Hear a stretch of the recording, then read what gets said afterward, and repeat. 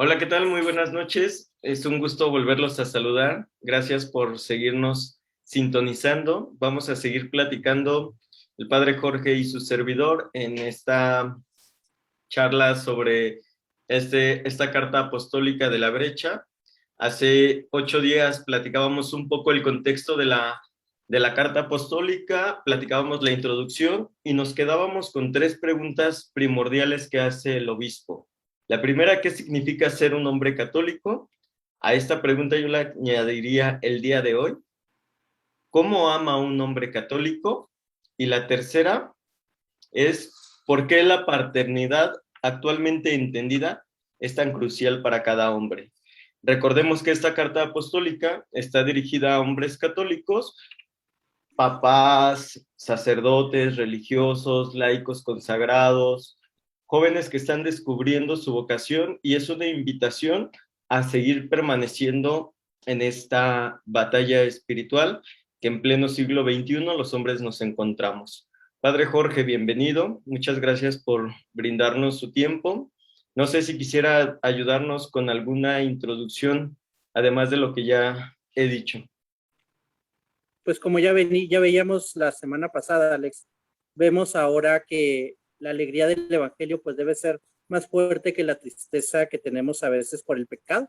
Parecería que nuestra sociedad pues adolece hoy en día por estos sentimientos negativos, por estos pensamientos que a veces tenemos que nos llevan hacia un estado de ánimo pues decaído, en tristeza, desesperanza y hasta a veces falta de sentido.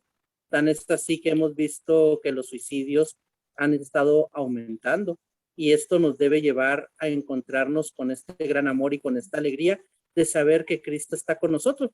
Y especialmente decíamos en los varones, en los hombres, que a veces no pueden expresar esos sentimientos. Tal vez en una mujer es mucho más fácil la expresión, el poder estar ahí con sus amigas, el poder pues reunirse de vez en cuando, pero como que el hombre adolece muchas veces de ese encuentro con los demás y parecería que nosotros estamos cada vez más solos, vivimos esa soledad y muchas veces no sabemos a quién contárselo. Por eso estamos viendo esta exhortación donde se nos invita a encontrarnos a veces con estos sentimientos negativos y convertir esta alegría del evangelio que sea mucho más fuerte que a veces esa tristeza por el pecado.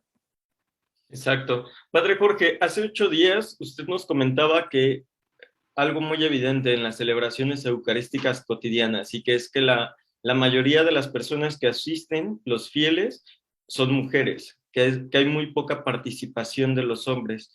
Yo quisiera, antes de comenzar con este primer contexto, antes de abordar las preguntas primordiales, con la pregunta de, ¿usted cree que la figura varonil o el ser hombre se ha perdido a lo largo de nuestro tiempo y ahora se da más un prototipo de macho?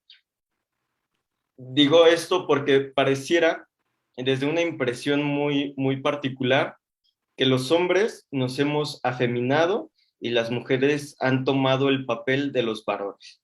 Y pues no es desconocido este movimiento de las feministas, que si nos damos cuenta, gracias a Dios yo no me he encontrado como con estas manifestaciones en vivo, siempre por la televisión o los videos o los memes o todo.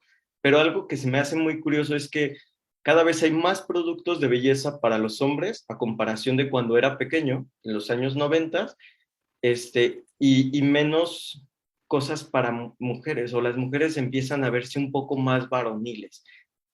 ¿Qué puede decirnos usted al respecto? Vemos que a veces la cultura, como decíamos anteriormente la semana pasada, estamos como que en esa cultura del descarte y junto con la cultura de lo desechable, también como que los sentimientos y como que las formas de expresarnos también parecería que están en descarte.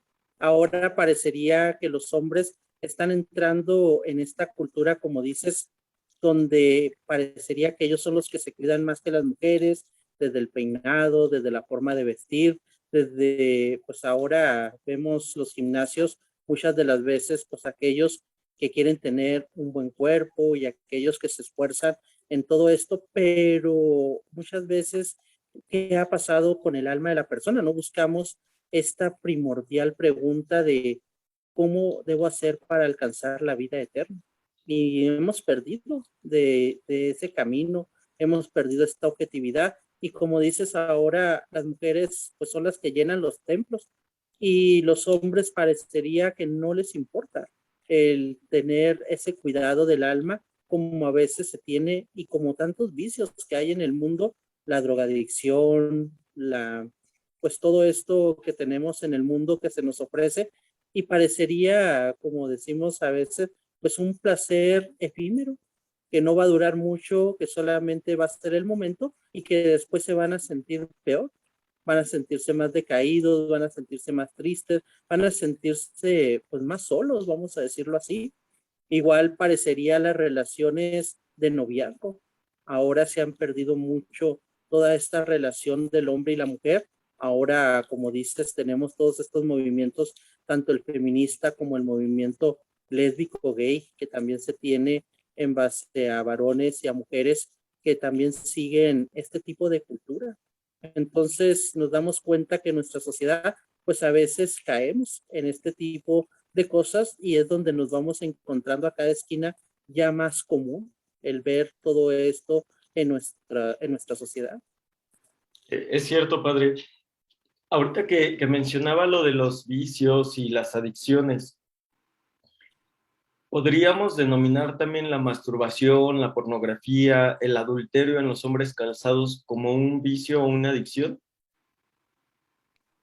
Pues ahí viene como pecado social y como pues en ese mal hábito en un principio y en un principio sabemos que la masturbación y todo esto es un reconocimiento del cuerpo del hombre, de la mujer, donde se van conociendo a ellos mismos, pero cuando esto es algo constante dentro de la persona y cuando ya entra a una edad de madurez, vamos a decirlo así, donde debería de haber otras cosas en las que debería de ocupar su tiempo y sin embargo, pues busca más esta masturbación, busca más este vicio de la pornografía, estas debilidades en las que caemos muchas veces en tentación, pues ahí es donde entra este problema, porque a veces, y no solamente la masturbación, no solamente la pornografía, sino ahora los videojuegos virtuales, como también los jóvenes empiezan a entrar en este tipo de realidad virtual y se empiezan pues a aislar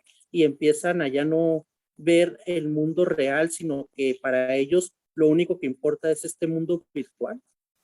Es curioso, padre, porque sabe que normalmente yo uso el transporte público para ir a la casa de mi mamá, pues para muchas cosas. Y hay un juego virtual que no solo a los jóvenes los tiene, por decirlo así, embelesados, y no decirlo más feo, ¿no? Sino que he visto adultos jugando en el metro, en el camión. Bueno, hasta un taxista me tocó que en un semáforo se puso a jugar el señor y yo dije, así como de, "¿Y dónde nos va a ir a estampar este hombre, no?". O sea, ya no hay como una interacción o ya se está perdiendo esto. O sea, juegos que yo creo que eran pensados para niños o para jóvenes, adolescentes, ya los adultos los tienen. Eso por una parte, ¿no? Y la otra, también algo curioso, me llamaba mucho la atención que hay muchos matrimonios donde los hombres ya no buscan una relación sexual extramarital, es decir, no con su esposa, sino que recaen en la cuestión de la masturbación. Y en esta constancia, yo digo, bueno, pues se supone que la, la pareja pues está ahí para estar con, y lo dice San Juan Pablo II en su Teología del Cuerpo, ¿no? El hecho de poder estar en un acto de amor, de entrega, de donación, se vuelve algo banal.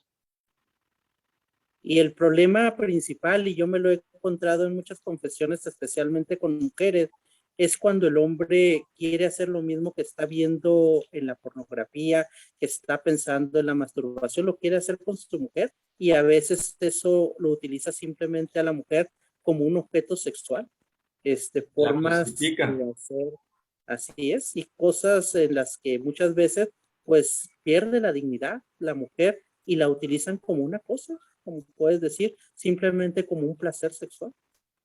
Bueno, donde el único placer que está haciendo pues es él y no ella. en algún momento abordaremos esta teología del cuerpo y las relaciones maritales, que también es un tema muy extenso y de mucho interés.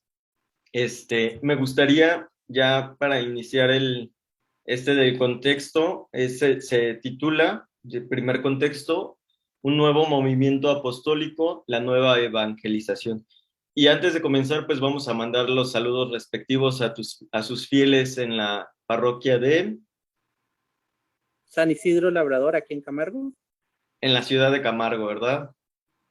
sí es aquí en Chihuahua. Eso. Un saludo a nuestros hermanos en San Isidro Labrador. Un gran saludo también a nuestros hermanos en San Lorenzo Teotipilco, la parroquia de los Padres Basilianos. Un saludo a todas las personas que nos sintonizan, que no son ni de la comunidad de San Isidro Labrador, ni de San Lorenzo Teotipilco, amigos, familiares, gracias por estar aquí.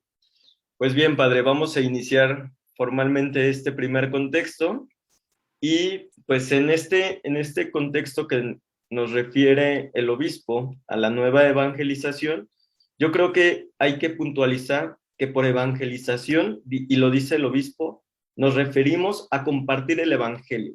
A veces los católicos, los fieles, creemos que nosotros no somos quienes para ir a evangelizar, porque eso solo le toca a los curas, a los padres, a los misioneros, a los religiosos, pero no, es el anuncio de este evangelio de Jesucristo y por todos los medios posibles. Algo que me parece fantástico es que a través de esta pandemia se han dado muchas cadenas de oración, rosarios, fieles católicos que han tomado una parte activa en el acompañar, a través de la predicación, de la enseñanza, el testimonio mismo de la vida.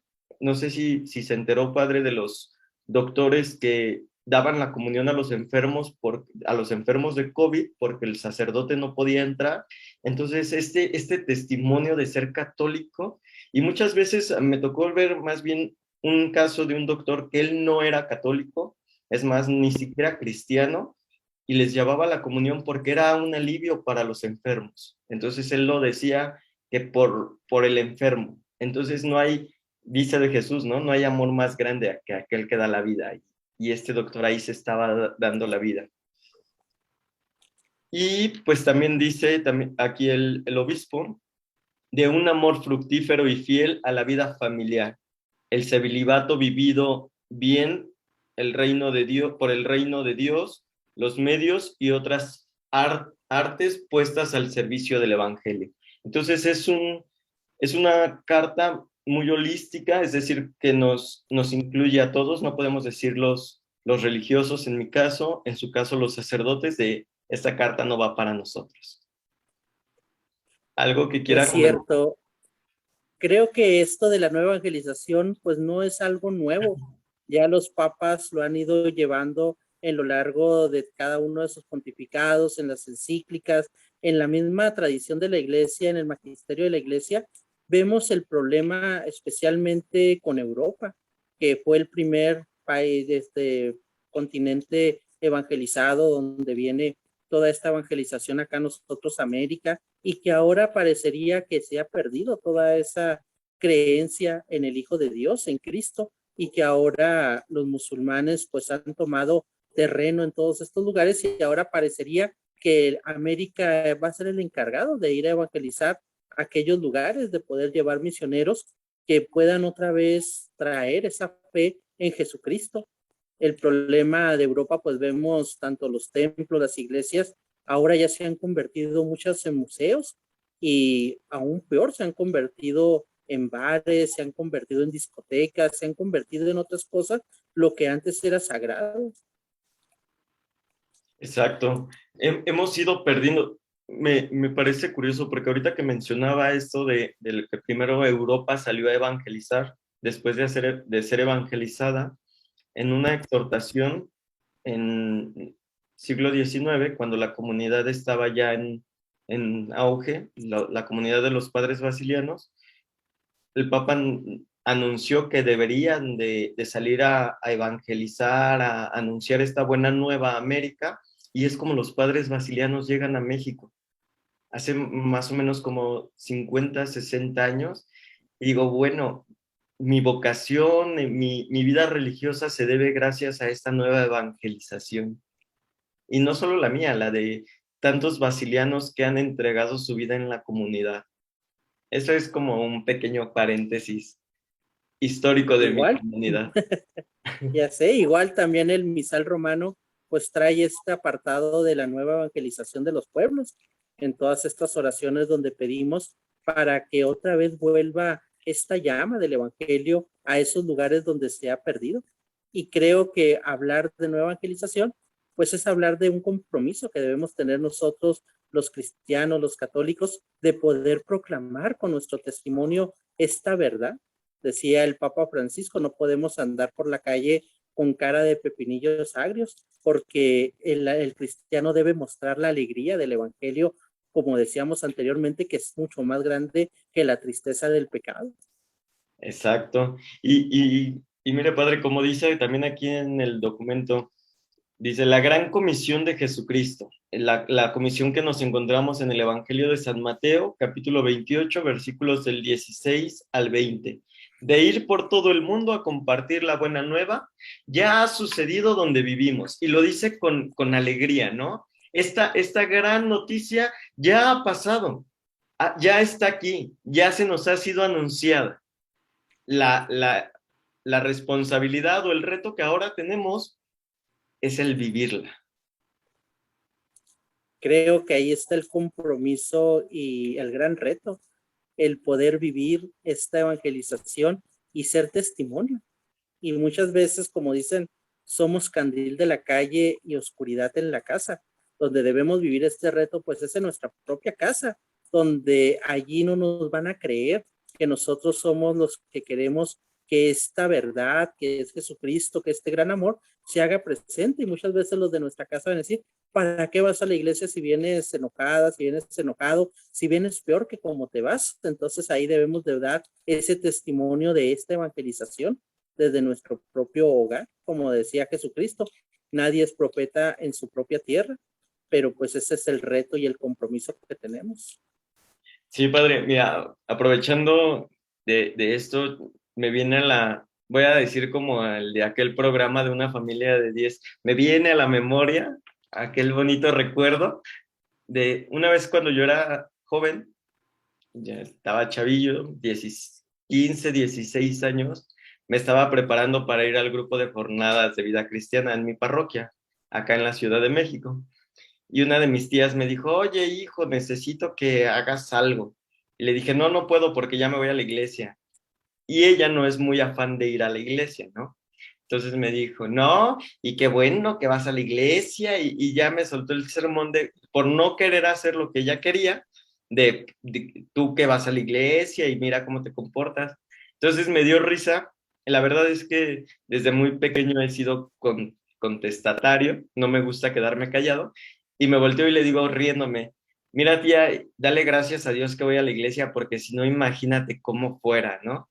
Muchas veces vemos como el ir a la iglesia es sinónimo de que tienes que ser santo, tienes que ser buen portado, tienes que hacer lo que te digan, tienes el deber ser, ¿no? Pero en realidad yo veo el ir al templo, el compartir con la iglesia, no tanto el ser santo, sino el buscar esta santidad, porque el serlo y el buscarlo son dos cosas muy diferentes. Y no sé si recuerda, padre, las clases con el padre Héctor, que decía que el ser va mucho más allá de lo que somos ahorita. Y que él decía, ¿no? Es que usted no es seminarista, porque eso no es ser, eso es tan contingente. Ahorita es y mañana ya no. Nosotros somos católicos, pero no somos santos. Estamos en busca de la santidad en este camino. Y es lo que nos invita este obispo de decir, en este contexto donde ya ha sido anunciado el Evangelio, vamos a buscar esta santidad.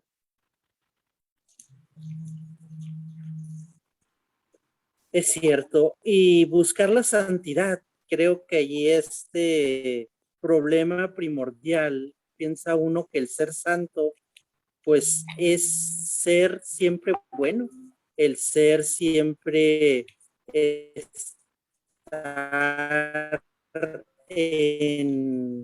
estar siempre haciendo el bien a los demás y realmente la santidad es una lucha constante, es una lucha diaria donde nos vamos comprometiendo a seguir este camino, como vemos, parecería imposible, pero ahí tenemos el ejemplo de tantas personas que en este mundo quisieron buscar este momento de santidad. Y tenemos su ejemplo en tantos testimonios que nos hablan de la santidad diaria y de cómo con las cosas más ordinarias podemos buscar y encontrar esta santidad. Hoy que estamos celebrando a San Martín de Porres, aquel dominico que no lo dejaban ser sacerdote por ser mulato y nada más llegó a hermano lego, y cómo se santificó con la escoba, barriendo allí el convento, y en su actividad diaria fue como él buscó esa humildad de Dios y para poder ofrecérsela a sus hermanos.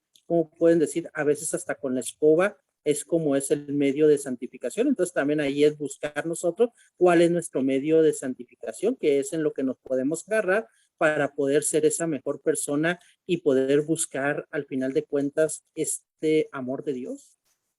Pues como bien lo escribió también San José María Escriba del Balaguer, ¿no?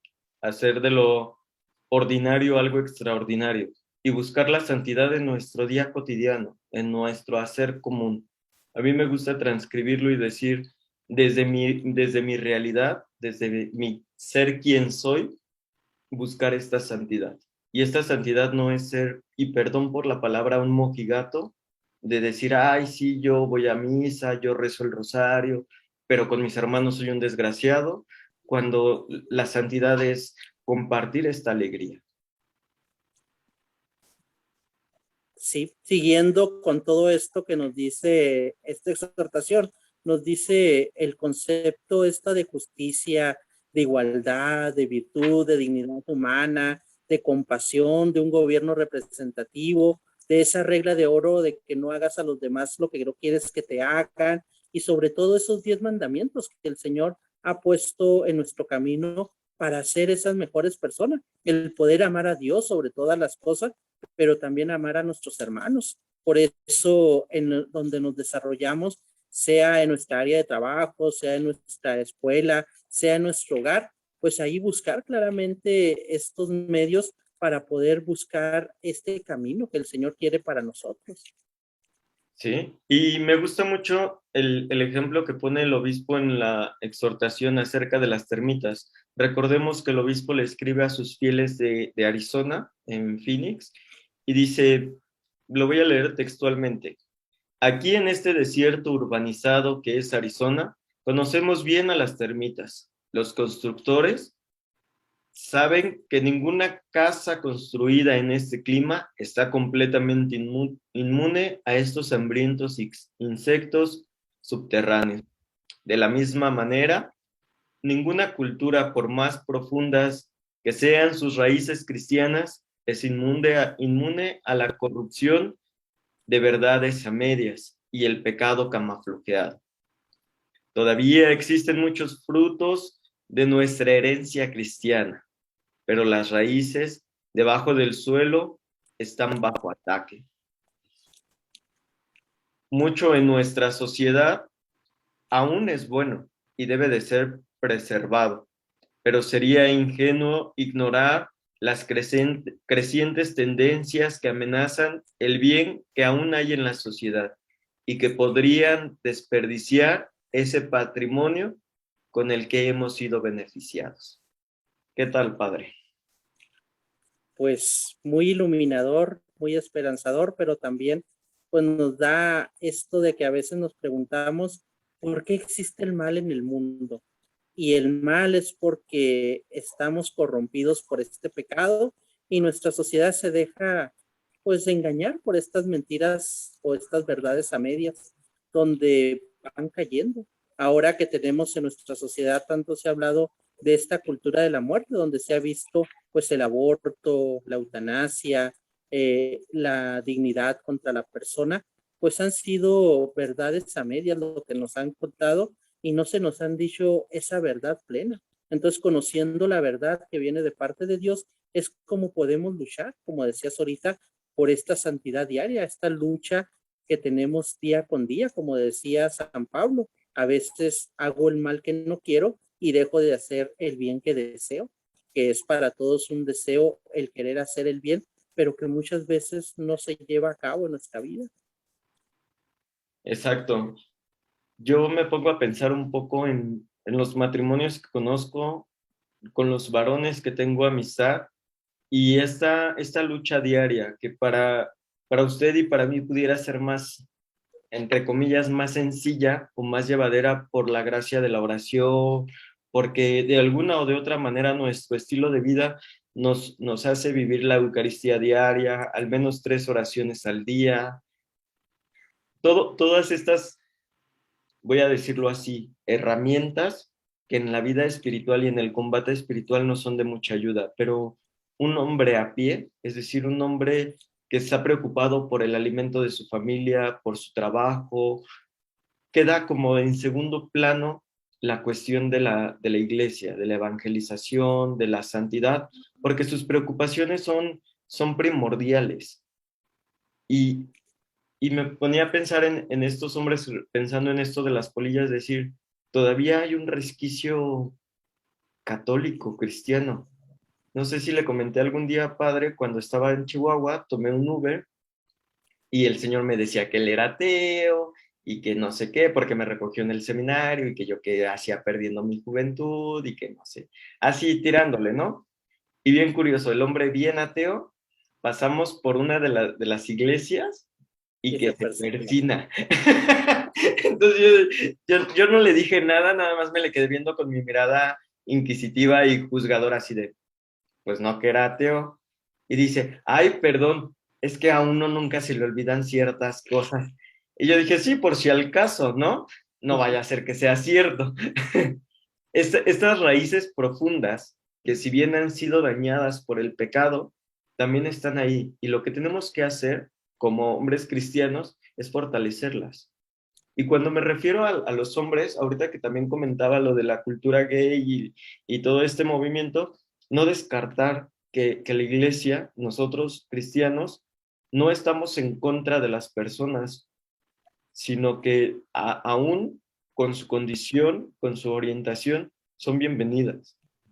Nosotros no, cuando hablamos eclesialmente de la ideología de género, estamos hablando de una ideología, de un pensamiento, de algo abstracto, no de las personas.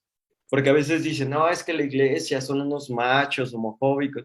No, no, eso ya pasó, eso fue en la Edad Media, todavía en el siglo pasado, pero ahora se nos está dando la oportunidad de poder incluir o no incluir, el hacernos hermanos con aquellos que tienen una orientación diferente a la nuestra, a la que quizá hace mucho tiempo denominábamos normal.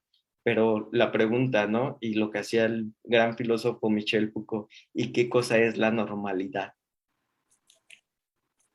Me viene a la mente ahorita que decías del ateo del Uber, también a veces, como dicen, todos son ateos hasta que no se va cayendo el avión y todos se ponen a rezar. Y realmente, pues ahí es el darnos cuenta que estamos en este avión y que va a llegar un momento en que se va a caer y qué es lo que nos va a salvar. Como dice aquí también la exhortación, este obispo que estuvo muy de cerca con San Juan Pablo II, y dice que con quienes tuvo la oportunidad de trabajar muy de cerca, que San Juan Pablo II decía, no hay solución a la cuestión social fuera del Evangelio.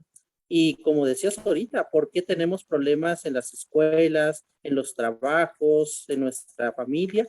Porque hemos sacado a Dios de todas estas partes, los hemos recluido y hemos, pues muchas veces, querido acudir a Él solamente cuando tenemos un problema, es cuando nos acordamos que Dios existe y que Dios está con nosotros, pero mientras no tengamos todo esto, lo hemos sacado de todas partes y después nos vamos preguntando por qué la sociedad está como está, por qué el mundo está como está, por qué existe el mal en el mundo. Entonces, pues la respuesta la tenemos en cada uno de nosotros cada vez que nos separamos de este gran amor que Él nos tiene. Exacto. Y unido a esto, citando también el libro del Apocalipsis que el obispo cita en esta carta, dice, yo hago nuevas todas las cosas, ¿no? Apocalipsis capítulo 21, versículo 5. Y también en este mismo libro de la Sagrada Escritura encontramos que dice, mira, aquí estoy a la puerta y toco o llamo, y quien abre yo entraré a cenar con él. Entonces, esta exhortación, estas charlas que estamos teniendo, más que parecer un regaño o una... No, no, es decir, tú, varón, hombre, ¿quieres hacer tu vida nueva? Deja que Jesús entre a tu corazón. Déjate impregnar de nuevo por esta palabra de Dios que viene a liberarte, que viene a darte vida, porque también lo leemos en la Sagrada Escritura, ¿no? Mira que si estás cansado de este camino arduo, pesado que te lleva en la vida, ya no le has encontrado el sentido a tu matrimonio, a tu vida sacerdotal, a tu vida religiosa, deja sobre mí ese yugo, ¿no? Y carga junto conmigo tu cruz diaria. Y estoy parafraseando el Evangelio porque si lo buscan textualmente así no está, pero es, acepta esta cruz, esta vida que tienes y la cruz no vista como algo de martirio, sino como esta vida que nosotros mismos hemos elegido. Porque a usted, padre, ¿quién le dijo que fuera sacerdote? ¿Quién le dijo que no se casara? ¿Quién le dijo que no tuviera éxito con sus laboratorios? ¿Quién?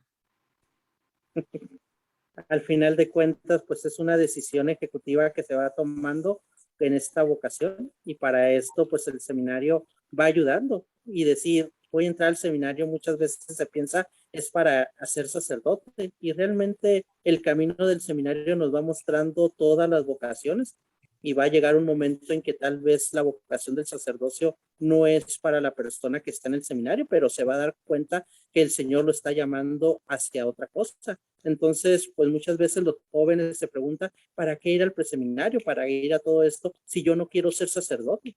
Entonces ahí cuando tienen que no tienen este proyecto de vida, pues esto les ayuda para que vayan encaminándose hacia donde el Señor los está llamando a esa felicidad, a este encuentro de amor. Y me llama la atención ahorita que decías esta frase del Apocalipsis de yo hago nuevas todas las cosas, como el Señor estando en las bodas de Caná con su madre y que convierte esa agua en el mejor vino que había en ese momento, cómo hace nuevo todas esas cosas, esa agua nueva en vino. Y también cuando está en la cruz, el por qué no se bajó, porque Él está haciendo nuevas todas estas cosas, porque Él se está entregando en este amor al Padre, a su Padre, y nos está entregando a nosotros junto con Él para que podamos vivir, como decíamos ahorita al principio, buscar esta vida eterna en la que muchas veces no le ponemos atención, pero que debería ser primordial para nuestra vida. Exacto. Y pues bueno, para ir finalizando un poco ya, no un poco, para ir finalizando, porque uno no finaliza poco o mucho. Para ir finalizando, pues recordar, ¿no? Y dice, así, hombres católicos, a través de los siglos han respondido al ancestral y siempre nuevo llamado de entrar en batalla. Y a mí me recuerda esto de los hombres católicos de la cristiandad, de este movimiento cristiada, que dieron su vida cuando el gobierno quiso reprimirnos en la fe. Y dice, este nuevo llamado a entrar en la batalla. Confío en que ustedes también responderán manteniéndose firmes en la brecha, esta brecha de nuestro tiempo. Tengan la confianza, sean audaces, hacia adelante y siempre firmes en la brecha. Padre, ¿cómo podemos permanecer firmes en la brecha, en esta nueva evangelización? ¿Cómo cerraría usted este primer contexto? Es esperanzador cómo el señor obispo nos ha ido llevando en este primer contexto en esa nueva evangelización para comprender que todos tenemos el llamado y el compromiso de la misión de la iglesia, que es llevar el reino de Dios. Ay de mí si no evangelizara. Decíamos ahora en lo que fue en octubre el mes de las misiones. Cada uno de nosotros debemos ser evangelizadores en nuestros hogares, en nuestros propios lugares de trabajo, de estudio, ahí donde estamos en nuestra vida diaria, el poder mostrar esta alegría del evangelio para que así la tristeza del pecado en nuestra vida pues sea sobrellevada por medio de este gran amor que Dios nos tiene. Y estar firmes en la brecha, pues es saber que muchas veces vamos a estar caminando al filo de un precipicio. Cualquier paso en falso nos va a llevar hacia esta caída, a veces mortal, a veces confiando en las manos del Señor con la fe de saber que es el saber, el conocer aquello que todavía nuestros ojos no pueden ver y que lo veremos ya cuando tengamos la oportunidad de pasar de esta vida a esta vida nueva, vida eterna. Por eso firmes en la brecha, el poder continuar en este camino y saber que el Señor está ahí con nosotros y que ese filo está asegurado para no caer por medio de esos mandamientos que nos protegen para no tambalear, para que nuestra fe esté firme y para conocer el designio del Señor en mi vida, para poder discernir qué es lo que el Señor quiere para nosotros. Y como decías, en cada una de las cosas en las que estamos viviendo, en el matrimonio, en el sacerdocio, en la vida consagrada, en la vida religiosa, en la vida de soltería, de joven, de adulto, de viejo, estamos en este caminar y la batalla es continua. Nunca vamos a decir, ya la sobrellevamos, ahora sí, vamos a vivir en paz y ya no hay que esforzarnos, ya no hay que luchar para nada. Ahora llega una jubilación, se puede decir, pues no, la jubilación en esta batalla espiritual que tenemos día con día no va a llegar hasta el momento en que nos encontremos cara a cara con el Señor y nos va a responder pues todas las preguntas que nos hayamos hecho. Exacto. Pues bueno, vamos a terminar hasta aquí. En la próxima semana hablaremos del segundo contexto.